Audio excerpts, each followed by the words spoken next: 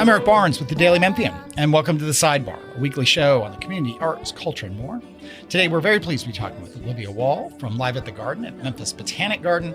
So stay with us for a conversation with Olivia. Olivia, thanks for being here again. Thank you so much for having me. We were joking, it's been about a year, and I can't believe a year has gone by. I agree. It's crazy how fast this last year has been. Yeah. But we're in our new, last time we realized we're still over recording in the atrium in Crosstown. Which was fun for everyone except Natalie Van Gundy, our producer. But we're really glad to have you here. We'll actually have a little bit of video. We're easing our way into video podcasts because, as I was joking before, and as I've joked so many times, everyone needs video with their podcast now. And I find that very strange. But you will soon get the sidebar, people listening, on YouTube, on Apple, eventually on Spotify, all with video. I think the Grizzlies went up with video. So video is in our future. But we'll talk about all things Botanic Garden, but let's start with Live at the Garden and maybe walk through upcoming shows and all the shows, and we'll just take it from there. Yeah, absolutely. I mean, we are super excited to kick off the season here shortly. We kick off June 13th with Alabama with special guest Michael Ray. It's going to be a great show. We've got July 16th, Little Big Town with special guest Ingrid Andress. August 6th, Deep Purple with special guest Kansas. I heard a rumor that Deep Purple has not played here since 1972 at the show. So I am super pumped about that show. And I think a couple of people are. If you are a Deep Purple aficionado, I apologize if that's not true, but I said it was a rumor. Yeah. And then August 14th, we have John Legend, which will be an incredible night. And we close it all off September 18th with Kool and the Gang and Patti LaBelle, which is going to be the best party in town. Yeah, obviously. That's great. And people can get the full schedule and tickets. Go to Google, search for Google. Everyone search for Google. Search for Memphis Botanic Gardens or Live at the Garden. Absolutely. Yeah, you can get there for our website, membg.org, liveatthegarden.com, radiosave.com. They're all going to point you to all the information you need. Yeah. For people who've heard of it, never been, what should they expect to go to any of these shows at Live at the Garden? It is such a unique community experience. It's not like going to a regular concert. And that's what I think a lot of folks don't necessarily realize if they've never been. You are encouraged to pack a picnic, pack a cooler, bring your chairs, your blankets. Folks come early so they can just hang out in the vibe under the oak trees, really enjoy the lawn space. Our gates open at 5:30. Shows generally kick off at 8. So you got a lot of time that you can just kind of make new friends, connect with the old ones. And if you don't want to call a cooler in the heat, you don't have to, because we got tons of food trucks and bars and lots of other stuff. Right. And there are tables in some areas. Is that right, too, that people need to reserve if they've seen people at the tables? How does that all work? Yeah. So our tables are very popular. So those are sold year over year. And so they're completely sold out because folks don't want to give them up, right? Because they love them. But, it's definitely a different experience. So there are the tables in front, but there's no bad seat on the lawn. Right. You do the lineups. I'm always kind of a little bit fascinated by how lineups come together. So, and Me too. People. And are you doing that, or do you have other folks with you? So we've got a team that kind of handles all those. So we've got Marilyn Mack, our executive director, Jameson Totten, our director of Live at the Garden and Radiance Amphitheater, and myself kind of handle those decisions. We have some wonderful talent bookers as well that help with those conversations. And what a lot of folks don't realize is that it's not like going to the grocery store and picking out right. I want this thing and I'm going to eat it on Sunday and it's going to be great. Right. We are dealing with acts if they're touring or they're not touring. If they are on tour, are they coming anywhere near Memphis? Are they coming too close to Memphis? Have they played here recently? Yeah. Are they appropriate for our size venue? Some artists are going to do way better at the FedEx Forum. Right. Than they are in our space, right? Yeah. And so it's just kind of that. Just definitely, it's a challenge every year, but are you starting to think about next year now? Oh, absolutely. Yeah. We try to get it booked as quickly as we can, and sometimes it comes together, and sometimes it takes a little longer. Yeah. But we do try to do everything we can to get it booked ahead of time. How many people sit I don't know how you say it with, I'm like, how many people can you let inside the venue? Yeah. So we have about 7,500 capacity. Okay. Yeah. Wow. Yeah. So we have about 2,500 at our table seats, and then everything else is that open lawn seating. Is that open lawn seating? Yeah. I think it was the woman whose name escapes me because I'm terrible with names, who now runs GPAC. And she was talking about, and we've talked to other people about this booking thing that I'm kind of fixated on, where sometimes you're for them, they're talking to other people and, okay, you got these artists that are good for us. Mm-hmm. Well, we'll talk to somebody in Little Rock. We'll talk to somebody in Birmingham, make sure we can kind of put a package together, almost of like you weren't going to come on this swing, but we'll talk to other venues so we kind of create. It's not totally out of the way just for one show in Memphis or just one show in one city. Yeah. We want to help the artists see how this makes sense for them with working with other venues. Yeah. Do y'all do that? Or is that you're at a different level in GPAC? Yeah. I don't mean to insult GPAC. No. Just the size. No, I mean just in the size of the venue. Absolutely. I mean, when you're looking at acts that are already on tour, they're planning a tour, you are always looking at their routing. You're looking at, are they on the West Coast during the month we want to book them? That's probably not going to work for us, right? Yeah. So you do have to really look and kind of see where these artists are planning on going. If they're planning on coming down, via our route, are they planning on a Nashville show? If so, are they going to go Nashville, Little Rock, or are they going to go Memphis and, a little bit further out? Because we are kind of in between. We're really close to two large markets. Yeah. And how does Satellite Music Hall at the new Live Nation venue is opening near Crosstown in the fall. I think the band community is the first show. Yeah, there are some exciting shows coming. Yeah, and that's about 2,000 seats. Yeah, right? It's much smaller than us for sure. And so they are definitely not on. We don't see anyone as competition. It's Memphis, right? Yeah. We're a nonprofit. We are all in this together. Whether you are an attraction and other nonprofit organization, we see everyone as community partners, and how can we work together to benefit the city as a whole? Yeah. It was interesting when they first opened, when they announced, Satellite, a lot of panic, a lot of, and there are folks out there who don't like Live Nation, Ticketmaster and all that stuff. My thing on that is kind of like, whatever you think, I want to go see a show. So, in the end, I'm gonna buy the tickets. Regardless I'm of not where gonna they're not coming see a from. show I want to see as a protest vote, right? Yeah. That's against a billion-dollar company who doesn't care what I do.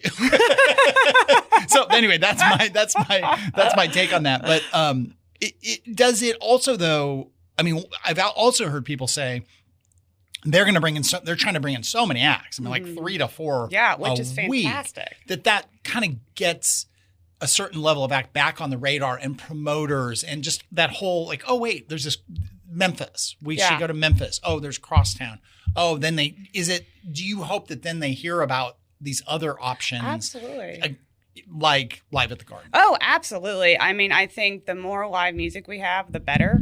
In this city, we are a live music town, whether you're talking about Beale Street or you're talking about the Soundstage of Graceland or you're talking about the new Satellite or GPAC we are a live music town. So the more music we can get here, the more eyes and good news and positive news that we can get into Memphis, like we are better as a community for it. So I'm super excited to see these names coming through both at Satellite, at Grind City Amphitheater, at So we do across the city, we're seeing a lot of vibrant new things coming for the music scene, which is great because it's just promoting us more as that music city we're known for. What are they most surprised by when they come first time that maybe they thought it was going to be the experience would be this, but it's actually that? I will say from an artist perspective, they're usually surprised by the tables. We tell them ahead of time, but sometimes, that miscommunication happens. So sometimes we'll get artists that are, say some funny things to our audience because they're not used to playing in front of a table section. Yeah. Some inner show comments. Yes. From an audience perspective, I think folks, if they've never been, one, we hope that they read the FAQs and know they bring chairs. Number one. Oh, because there's no chairs. So there's no chairs. It's bring by BYO picnic setup. Yes. But I think they're surprised by how beautiful it is. I mean, we are sitting right on Audubon Lake. We're at the Botanic Garden. The lawn seating is under a canopy of oak trees. We've got sweeping beds of seasonal color. We've got photo ops both on the lake and on the garden side. And so it is really a really nice experience, and like string lights throughout the trees. And so it is very much like you're sitting in someone's backyard. It's just really big. Yeah. Again, we're here with Olivia Walt from Memphis Botanic Garden talking about the coming lineup that includes Alabama, Little Big Town. Did I say that right? Yeah. Kansas and Deep Purple, John Legend, Cool and the Gang, and Patti LaBelle. You can get all that. Just search for Memphis Botanic Garden, live at the garden. We'll be back with Olivia in a second, but I'll do some quick housekeeping here. Remind everyone that this is The Sidebar. I'm Eric Barnes. The Sidebar airs on WYXR 91.7 every Thursday at 11:30, focused on the community, arts, culture, everything in between. It's not just a radio show, though. It's one of many podcasts we do at the Daily Memphian, including our morning podcast, the AM DM, with Mary Casciola, as well as Natalie Van Gundy, who produces all of our podcasts. And then you also get to hear from lots of different reporters and contributors to the Daily Memphian. That's 5 days a week. Then we also have the Memphis Grizzlies podcast with Drew Hill and Chris Harrington. And we have our food podcast, Soundbites, hosted by Holly Whitfield. Soundbites also airs on WYXR every Thursday at 11, right before The Sidebar.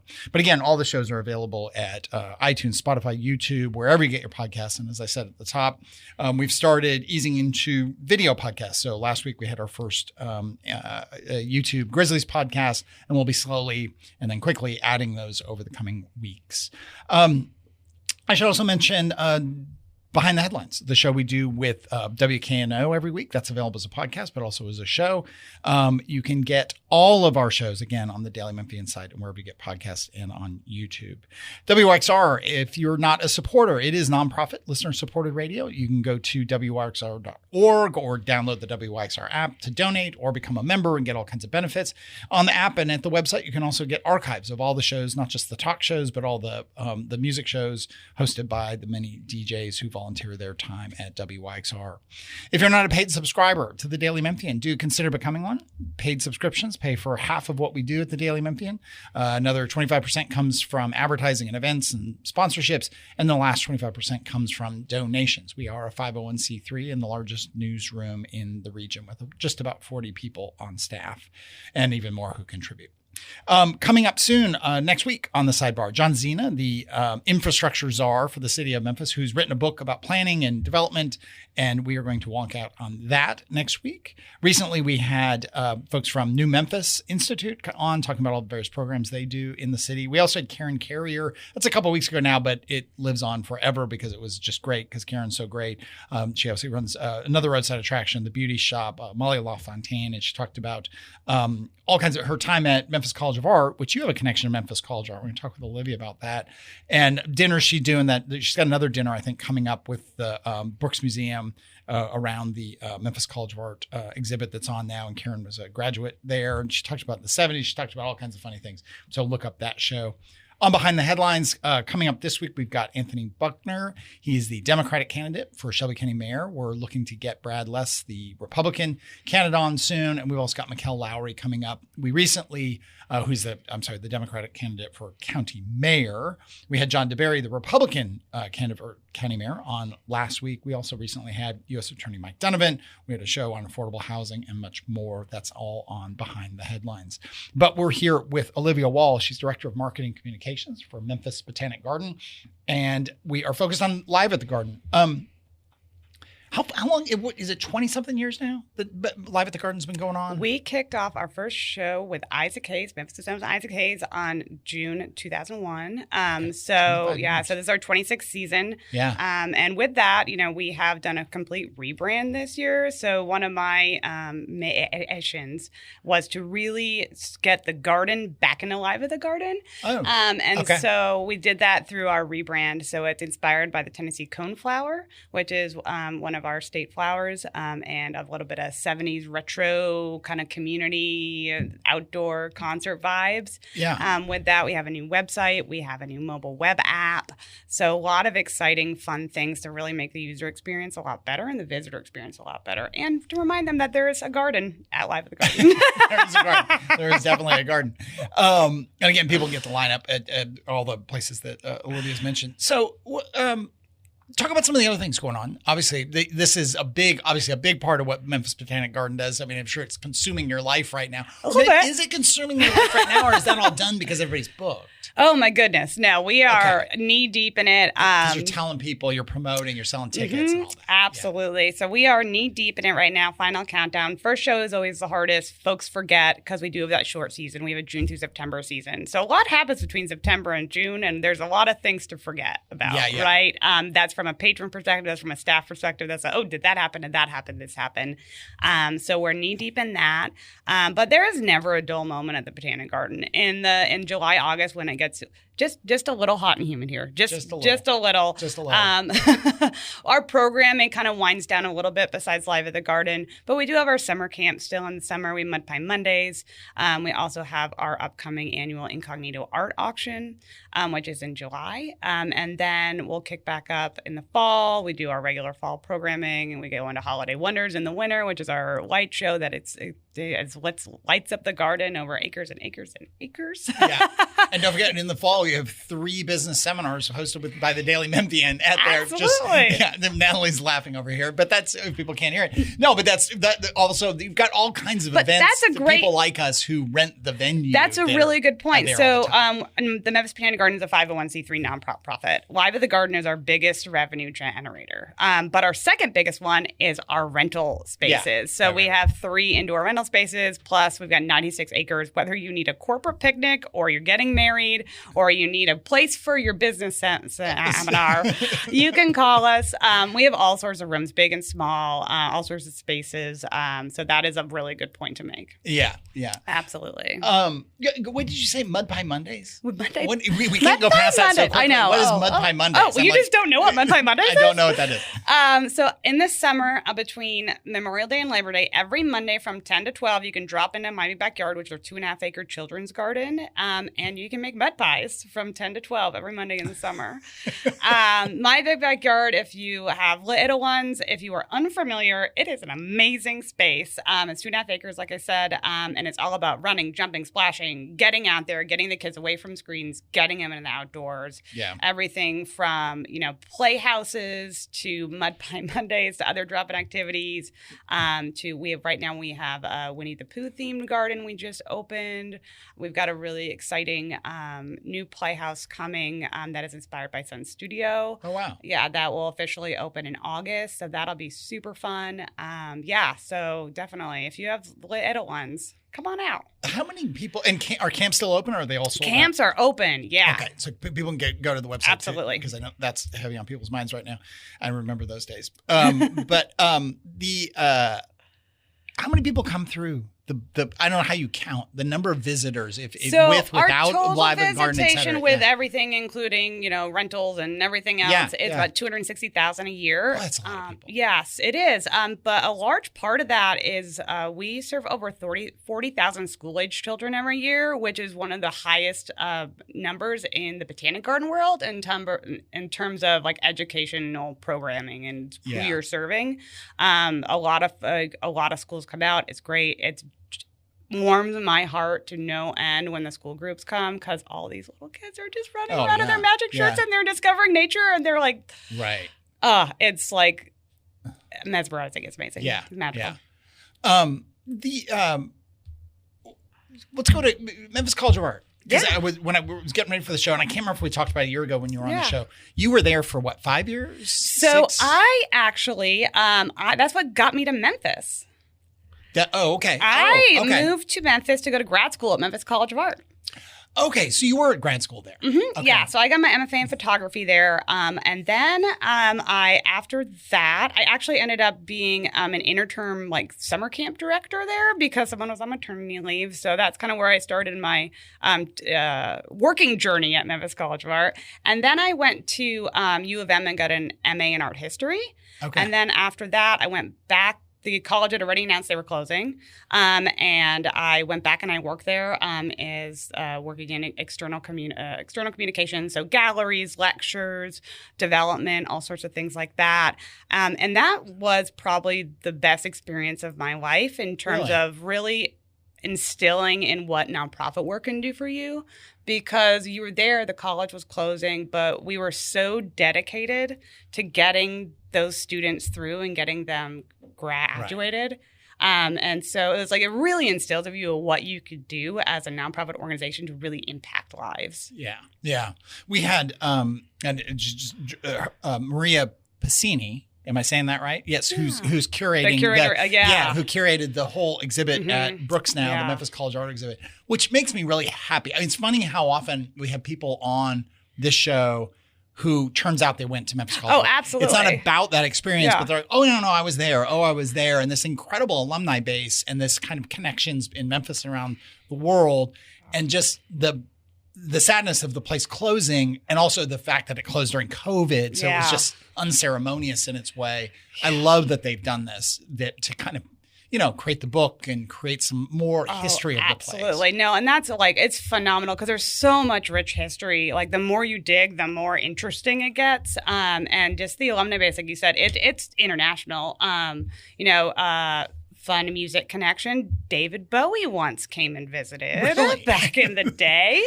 So that's a fun fact about Memphis College of Art. But if nothing else, but what is even like a little bit exciting, although a little bittersweet though, is another arts organization is moving into that building and bringing it new life. Yes, I mean, Benno Museum. Wow.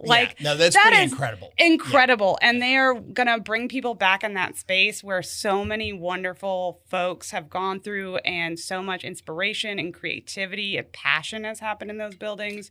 And I could not be more thrilled that an organization like the Benno Museum is moving in there. Yeah. I mean, I can remember back in the day when the college announced it was closing. I can't remember if I was still on the board of Overton Park. Yeah. But because I was on there for a long time on the Overton Park Conservancy. But some of the ideas that were brought forward for reusing that building were downright disturbing. I mean, just in like, no, you can't turn it into I can't remember what I'm supposed to say, but just these, I mean, in some ways it's like no bad ideas in a brainstorm, except that's a really bad idea. I mean, like, no, we can't turn it into a hotel, like a low rent hotel, or I swear somebody said dollar store at one point. I was like, it can't be retail. You can't have retail in the park in a building like that, and so on. So I'm with you completely. To end up where we ended up, if it had to be reused, this is just a great purpose. Yeah, it is just such an iconic building in terms of just the Memphis landscape, and just that the architecture is just so phenomenal. Yeah. What do we miss about other things on Botanic Garden? Any other stuff going on that we didn't dig into? I mean, you mentioned, we'll talk about the auction, because you did mention that. So our Incognito Art Auction is our annual art auction. I think we're in year 15 or 16. I should know that. I'm sorry. It's not, no worries. It is a wonderful, wonderful fundraiser for us, but it has a really cool concept. So our artists across the city donate these 10 by 10 artworks. They're all the same size, and they're unsigned. So you don't know who made the art. And so you're bidding on what you actually like, as opposed to who you know. And that's fun a great way to do it. Twist. That's really cool. Yeah, and if you are not even in the region, you can still bid. All of the bidding happens online. We got a really cool auction platform that's really easy to use. And so that stuff isn't live quite yet. The artwork goes on view July 6th, and then the party is July 31st. So the bidding will open July 21st, and it'll be open through the 31st. And people go to website. You go to membg.org. If you head to our things to do, you can kind of look at everything we have coming up, because we do have countless things. We've got flower happy hours. We've got Sunday garden club where you can learn about gardening. We've got planter parties where you can make planters. We have sip and strolls, which are monthly 21 plus walks around the garden where you drink cocktails. We have just a myriad of different things for all interests. Yeah. Year round. Yeah, because it doesn't really close down for the winter. I mean, I guess in some markets, do the Botanic Garden close down or like go into kind of a hibernation? I think some markets they do.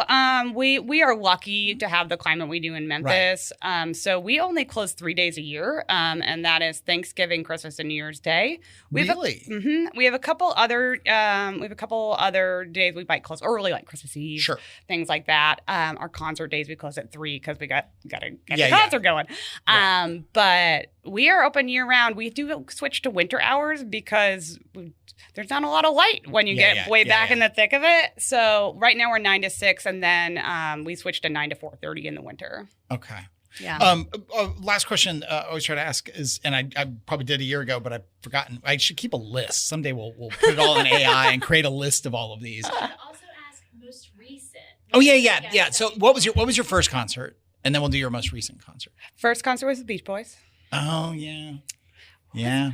Where was that? Where? It was in Dallas. I was a little kid. Yeah. I was a little kid, and it was in Dallas. It was at an outdoor amphitheater, I believe. Yeah. Yeah. My first concert, kind of, sort of, that I remember as a little kid was the Beach Boys at the Puyallup, the Western Washington State Fair in Puyallup, Washington. Nice. And I remember just kind of being, I think, with my mom and like, what's that? And she's like, that's the Beach Boys. And we kind of stood and watched, and then we went and got some candy. Nice. So it wasn't really the first concert I went to, but I do kind of remember that experience.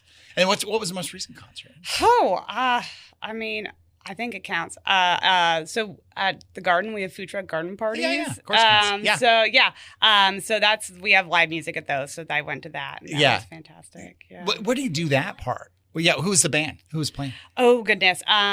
We totally put you on the spot here. Tracking Giants, I believe. Okay. Yeah, I think it was Tracking Giants because Jeff Hewlett and the Hand-Me-Downs were our April one. I was at that one.